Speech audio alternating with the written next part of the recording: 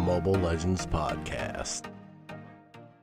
Welcome to the last podcast of 2021. And man, 2021 has been what would you say, a rough one, perhaps, maybe, easy one for you. And I wish you and your family had a great 2021. But let's look forward to the new year and set our goals high and try to accomplish each and every one of them for 2022. Santa came and dropped off some patch notes. So we're going to go through some patch notes. We're going to go through a couple of events that are happening with Mobile Legends. And we're going to talk about this podcast. So let's get into it. First off is patch notes. Santa Claus brought us a Christmas present over the holidays, over Christmas, which I hope you and your family both had a wonderful Christmas. A lot of love in my family, and I'm grateful for that. But the patch notes came out right before Christmas on the 23rd. It's patch 1.6.42, and I made a couple brief notes about it. We're going to go through everything that happened in the patch notes real quick. I'll give you the clip notes episode of it. I'm not going to sit here and bore you with all the rest of the designer flaws. And ooh, look, my shirt turned green if you're watching on video. All right, so the patch notes brings adjustments to Lord in a revamped battlefield. We have new hero Edith. So if anybody's been playing Edith, or I've seen a couple of good Ediths lately. Everybody, hey, I want to play Edith. I've played 7 matches, got a 70% win rate with Edith. So it's always funny to see, So the new hero Edith. So everybody's enjoying her. The nerfs got big, and I figured that was coming. The nerf hammer got Valentina, Amon, Natan, and Clint. They all got nerfed with their damage. The buffs, and I've noticed this because I've been playing her.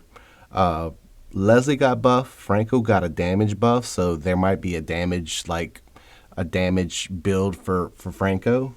Popple and Koopa, which I don't know why they would buff Popple and Koopa. They're already kind of OP anyway if you play Popple and Koopa. But dang, somebody else I've been playing lately got a buff, and Cecilion, which I don't understand why Cecilion got a buff. He's pretty OP, and I've been seeing a lot of Cecilion players lately too. They like playing Cecilion, man. We're gonna get new skins for the upcoming season 23. New map is Sanctum Island. So here's part of the jungling breakdown tidbits that I wrote down. 2-minute turtle spawn, and Retribution gains 15% extra damage reduction. Special siege minion waves are reduced from 7 to 10. 8 minutes to the first lord. And the orange buff or the red buff gives you extra penetration. 10% for marksman, mage, and support, and 5% for the fighter. Also, if you get turtle, if you're able to take down turtle, your team also gets some shield. So, also with the blue buff, once you get the blue buff or the purple buff or whatever they call it, the backside of that dragon falls down and helps you jungle. So they're trying to get the jungle meta in here. I think it's going to be pretty exciting to see what happens. And I've got to tell you, epic play has been tough. So until we get all these mythic players out of epic, it's going to be tough for a minute. So that's the rundown for the patch notes, patch 1.6.42, in case you missed it. Just the clip dose version. I'll try to help out. In keeping up with the news, I saw something that was a little bit kind of unusual. This unusual hashtag that's going around. It's hashtag weWantEstes skin, or hashtag weWantEstes. This was trending on Twitter for a while.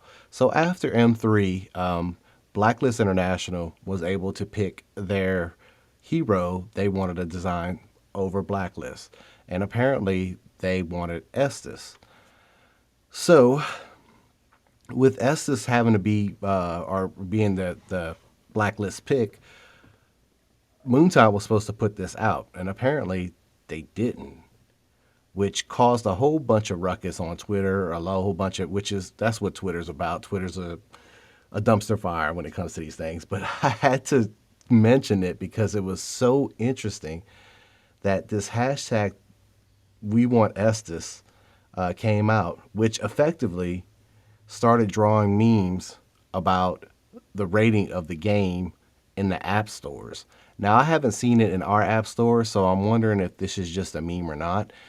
Mobile Legends players are taking a page out of PUBG for what they want and forcing the company's hand. But it's just post after post after post, and you can see it on Twitter. You can also see some on Facebook as well. weWantEstes, and people like just destroying their reviews on the App Store, which I don't know if it's true or not.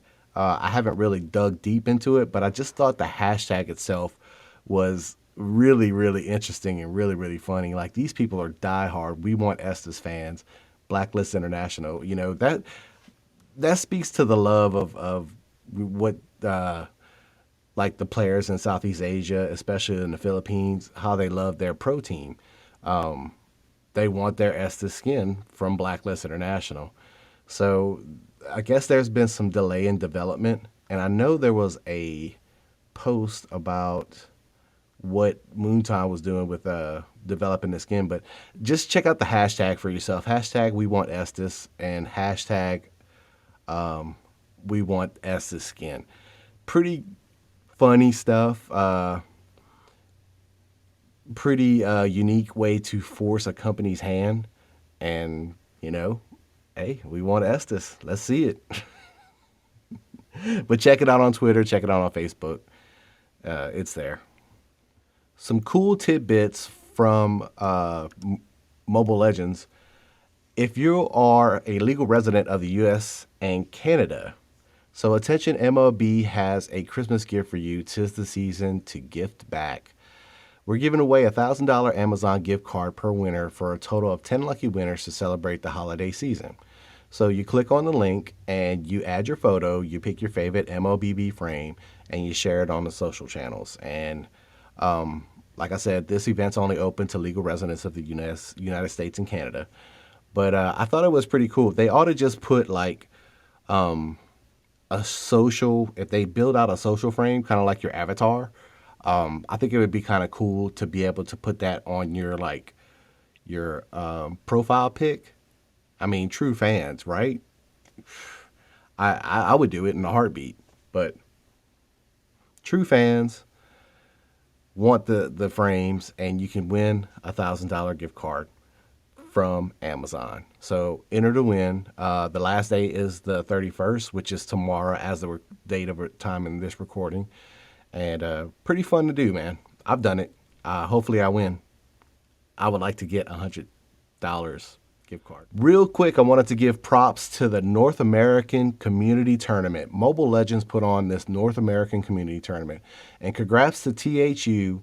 Oh, if I could only read. Congrats to TSU for reaching the first place in the North American Community Christmas season.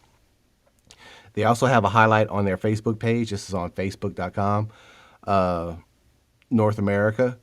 TSU reached the first place in the tournament. This was a big tournament. It lasted for probably about 4 weeks, maybe. It started on December 19th, so 3 weeks. I'm excited to see that Mobile Legends and Moontoon, sorry if I say it wrong, are reaching out to to North American players. Looks like the other team was from Mexico. And congrats to those guys for making it to the finals as well. Really exciting to see the maturity and the coming up of this game in North America, which is something that I hope to provide other players in this area, and have it like, Southeast Asia, Malaysia, Indonesia, whatever, having the world come together in a great environment, in a competitive environment. It's phenomenal. And especially like having a scene in North America with North America teams. I myself I'm trying to lay the groundwork, or will begin laying the groundwork for a North American team for myself. So Congrats to TSU for making the finals, first place, North American Community Tournament, and look forward to seeing you guys again. Hopefully playing against you clowns. Congratulations. Okay, so I wanted to talk about the thing that I'm doing. The Mobile Legends podcast is the only podcast that I know of that is about Mobile Legends. I wanted to kind of foreshadow. I want to reflect personally on what happened in 2021, but I want to focus on 2022 because that's where all of this is going to be taking place, and the basis of the streaming and the videos and everything else will be this podcast right here. So if you haven't subscribed to this podcast, please, I'm working on making it better. And it's the only podcast about Mobile Legends. So if you want to hit me up with some news, if you want to shout something to me, you can message me on Twitter. It's PitbossPat. Facebook is PitbossPat. The videos on this channel are on PitbossPat comments. I try to read everybody. I try to react to everybody. But this right here, the podcast, is the ground floor of everything that we're going to do for the community moving in 2022. Not only that, it's a several prong approach. The YouTube videos, please subscribe to the YouTube and grow this community that way. I stream on multiple platforms: Facebook, YouTube, Trovo, Twitch. You can hit me up on all those channels. If I miss some news, or if you want me to cover some news, I will more than happy to take a look at it and review it and try to get it into the podcast. But this is where it's all going to start. This is the baby. Now I want to kind of caveat this with there are a sponsored advertisement in the podcast itself, and it's from Anchor because I'm using Anchor. I will not put things on my channels if I don't use them. Like I use Codashop. I use Anchor to distribute the podcast. I think if anybody wants to start a podcast about their thing, they should actually really 100% consider Anchor to do their podcast. But like I said, this lays the groundwork for everything that we do. Podcasts first, the YouTube, and then all the streaming. So if you want to hit me up for the news, if you want to hit me up for some pro information, I try to stay abreast of everything, but I'm only one man. I'm doing all this on my own time. I'm also a father. I'm also a husband. I'm also a dog taken care of. I work full time. So I need all the help from the community I can. And if you guys can help me out with any news or information that I may have missed, I try to stay abreast of everything, but I don't get everything. So subscribe to the podcast, the Mobile Legends podcast. It's the only one on the face of the planet. And I'm here, baby, making a podcast for you. I love you. This week's hero spotlight is Cecilion, one of the buffest mages ever. He got a buff this patch. So let's get into his story real quick. Many years ago, enjoying the night opera performed by Cecilion was the most popular form of entertainment for the people of Castle Aberline. It was always a full house at the theater each time most famous opera actor performed. Everyone was attracted by his indescribable beauty and talent. However, the applause, love, and cheers from human beings didn't make Cecilion feel happy. He was one of the blood demons, and it was hard for him to open his mind to humans.